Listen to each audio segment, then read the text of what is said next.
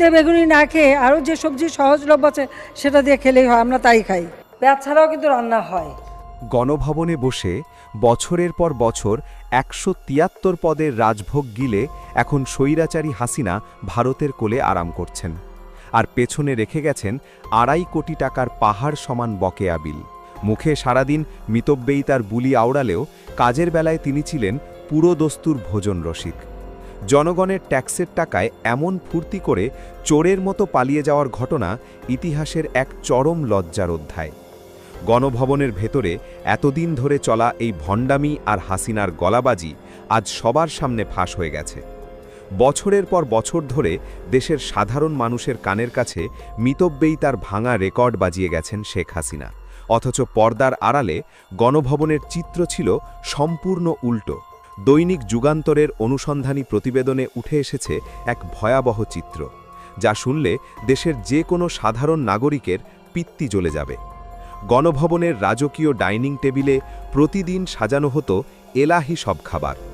সাধারণ ডাল ভাত নয়, বরং সেখানে সরবরাহ করা হতো নামিদামি সব পদ।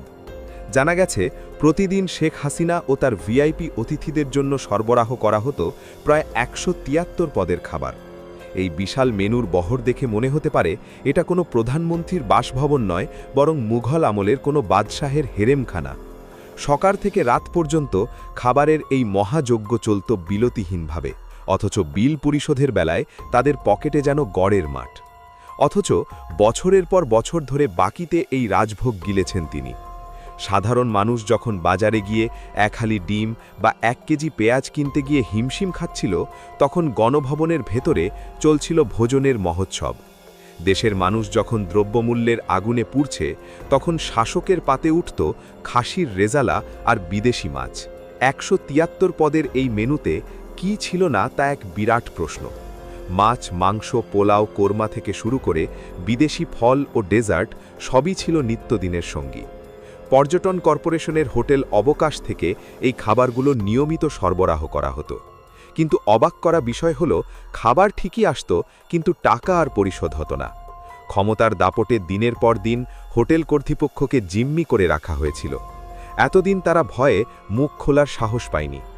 আজ যখন স্বৈরাচারী পালিয়েছে, তখন বেরিয়ে আসছে এই লুটপাটের আসল কাহিনী। উন্নয়নের দোহাই দিয়ে জনগণকে বিভ্রান্ত করে নিজেরা কিভাবে জনগণের টাকায় ফুর্তি করেছেন, তার এক নিকৃষ্ট উদাহরণ এই গণভবনের ভোজ। এটাকে কেবল খাওয়া বলা চলে না, বরং এটাকে বলা উচিত উন্নয়নের নামে এক প্রকার ডাকাতি। জনগণের পেটে লাথি মেরে নিজেরা ১৭৩ পদের স্বাদ নিয়ে